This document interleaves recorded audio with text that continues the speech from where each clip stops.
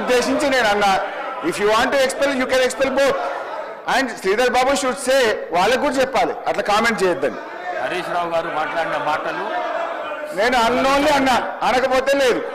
నన్ను ఎవరన్నా అంటే వాడిని నేను అన్నా, అనకపోతే లేదు. రైట్ అధ్యక్ష, గౌరవనీయులు తొలగించేసి బట్టి విక్రమార్క గారు చెప్పిన దాన్ని చెప్తూ అబద్ధాలని చెప్పే ప్రయత్నం చేశారు. బట్టి విక్రమార్క గారు మాట్లాడుతూ ఫామ్ వినాలి సార్. సార్ శ్రీధర్ బాబు గారు కూర్చో, నేను విడ్రా చేసుకున్నా కదా, ఇంకేంటి?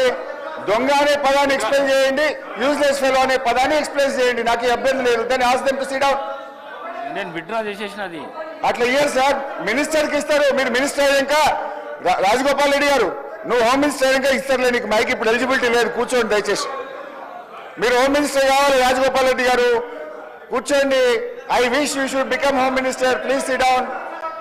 సార్ స్పీకర్ సార్, సభను ఆర్డర్లో పెట్టని మాట్లాడండి sir. Ask them to sit down please.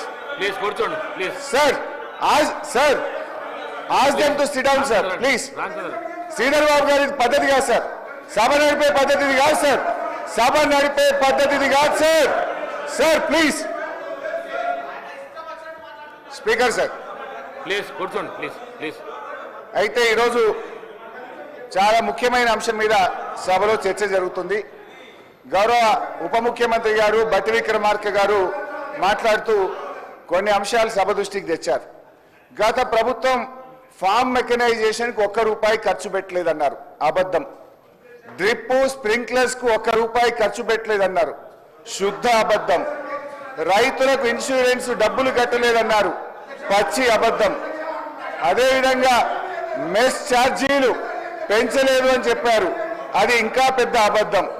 అధ్యక్ష, ఆస్తులు అమ్మలేదు అని చెప్పారు. అధ్యక్ష హరీష్ రావు గారు ఒక్క నిమిషం. అంత సీనియర్ సభ్యుడు ఎల్ఏ మినిస్టర్గా పనిచేసిన అంటుండు.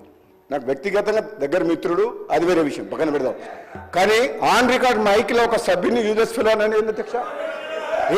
అంటే మీరు ఏంది అంటే మీరు ఈ అసెంబ్లీ తెలంగాణ ఇచ్చిన కాంగ్రెస్ పార్టీ ప్రజలు ఆశీర్వదించి మీ ప్రభుత్వాన్ని చక్కగా ముఖ్యమంత్రి గారి నాయకత్వంలో మా డిప్యూటీ సీఎం నాయకులు మంచి పనులు చేస్తుంటే మీరు జీర్ణించుకోలేదు. ఏం మాట్లాడాలి?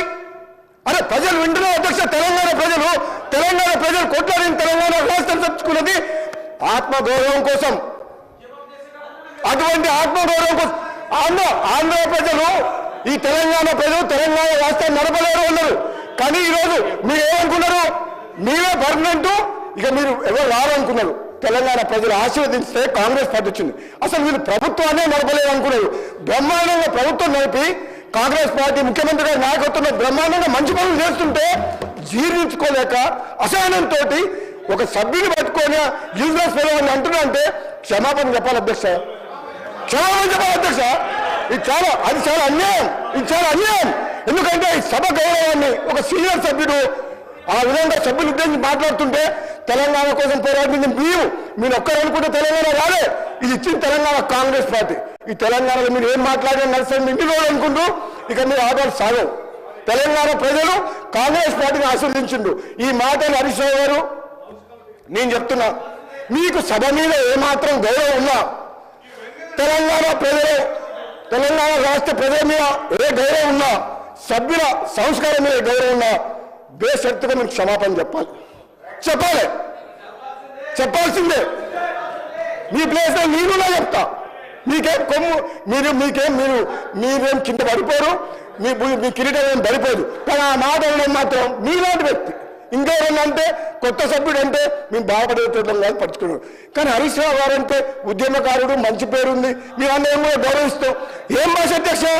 తెలంగాణ సమాజం మొత్తం మన మీద ఎన్నో ఆశలు పెట్టుకొని ఈ తెలంగాణ రాష్ట్రం కోసం 1000 మంది యువకులు ఆత్మ బలిదానం చేసి ఈ సభ నడుస్తుంటే బ్రహ్మాండంగా వాళ్ళ సమస్యల కోసం మాట్లాడే ఒక మంచి పద్ధతిలో మాకు చెప్పాలి. కానీ మీకు ఎప్పుడు అధికార హోదాలే కావాలి, ప్రతిపక్షం వద్దు అంటే ప్రజలు ఇచ్చిన తీర్పును కూడా గౌరవించకుండా మంచిగా బ్రహ్మాండంగా పనిచేస్తుంటే ఇచ్చిన హామీలు కూడా అధ్యక్ష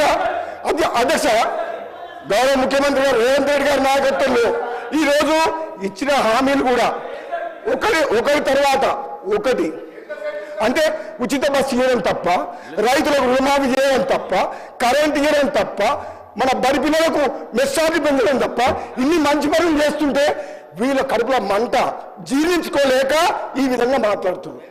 ఇది అన్యాయ అధ్యక్ష, ఇది ప్లీజ్ క్షమించడం చేయడం. నేను చెప్తున్నా, మీరు ప్రతిపక్ష హోదా కూడా కోల్పోతారు.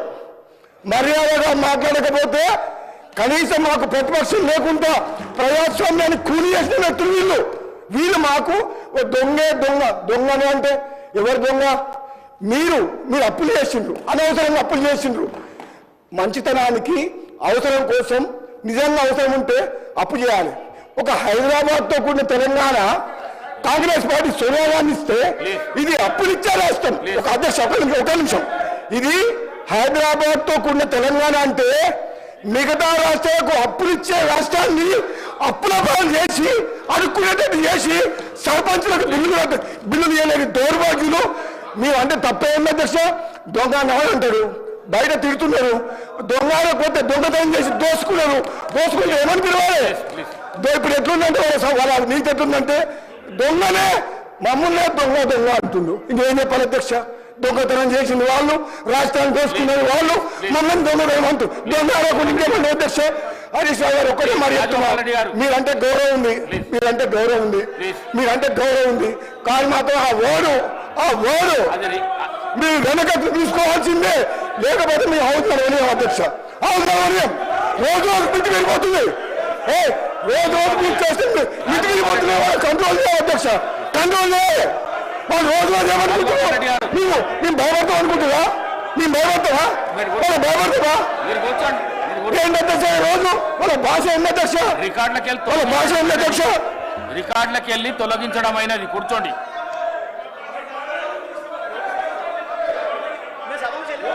పేరు